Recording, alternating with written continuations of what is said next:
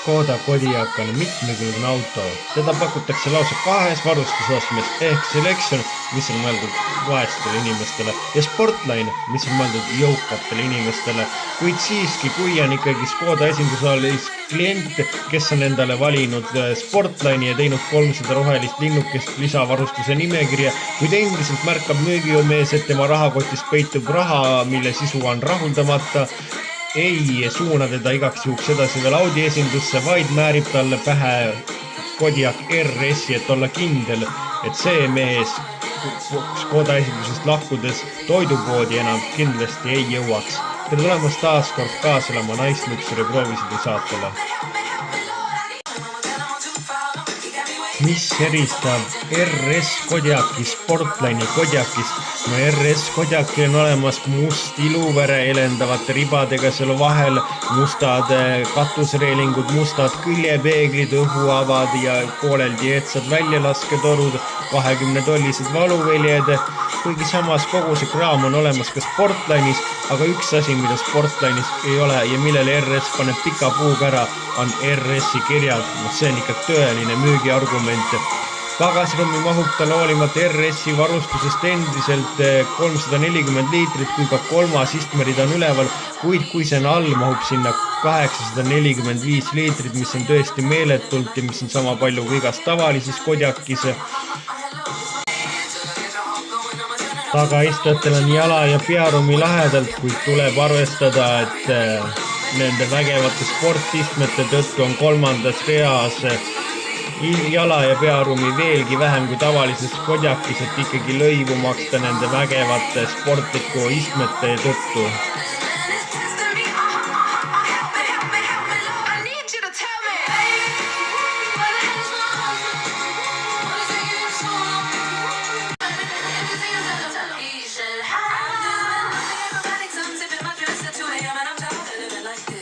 Interiööris on olemas Kodiaqi parimad palad ehk vägevam rool, 10-tolline digitaalne näidikupaneel, 13-tolline multimeediasüsteem, mis pole aga graafika ja reageerimisvõimalusega just maailma tippklassi hulgas. Muidu eristab RS-i tavalisest odavamast Kodiaqist igasugused punased õmblused, punased näidikupaneel, Alcantara sportistmed, kuid samas see kõik on ka leitav nagu Sportline'ist. No ja, aga need punaste tikandiga õmblused ikka nii palju seal ei ole ja alumiiniumpedaalid. Kas need siis tõesti pole piisavad müügiargumendid, et 10 000 rohkem letti laduda? Kõige suurem müügiargument tuleb muidugi mootoriruumis ja see on V8. Mootoriruumis ei ole V8, seal on ikkagi 2-liitrine turbobensiin, millest on välja pigistatud 265 hobujõudu ehk tuleb tõele au anda, hobusid on seal tallis 65 rohkem kui Sportline'i Kodiaqist, aga V8 heli lastakse Škoda sõnul ikkagi vägevatest kõlaritest, mis ju tekitavad sul tõeliselt tunde, et ei saagi sa aru, miks pärast peaksid olema sina kehvem kui mõni vend Porsche Cayenne'is.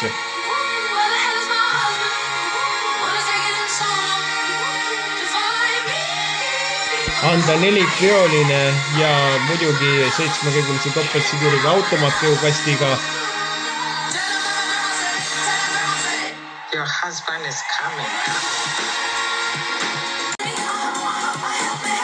Kuigi võib jääda pisut arusaamatuks, et miks jumal lõi Kodiaq RS-i veel Sportline Kodiaqi kõrvale, peab ikkagi ütlema, et Kodiaq on tasemel linnamaastur ja kui sa oled temast armunud, siis RS-i soetamine on ainult tõeline viis, kuidas tema sinu armastusele ka tõeliselt vastaks.